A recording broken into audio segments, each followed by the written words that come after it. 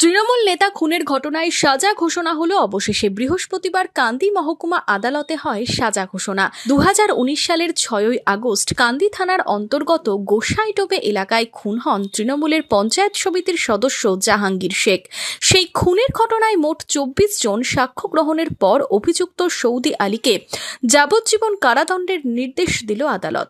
এদিন কান্দি মহকুমা আদালতের অতিরিক্ত জেলা ও দায়রা জজ আদালতের বিচারক তারকনাথ ভকতের এজলাসে যাবজ্জীবন কারাদণ্ডের সাজা ঘোষণা হয়। গোসাইডোবে 6/8/19 একটা পঞ্চায়েত সমিতি মেম্বারকে জাহাঙ্গীরকে খুন করেছিল।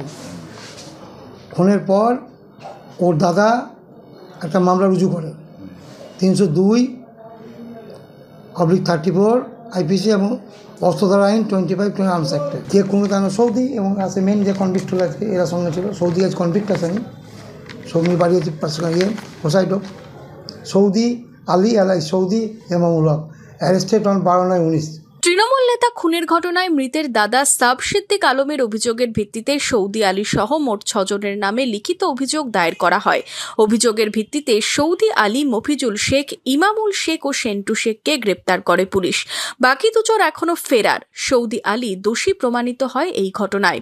মফিজুল শেখ, ইমামুল শেখ ও সেন্টু শেখ এই মামলায় বেকসুর খালাস হয়।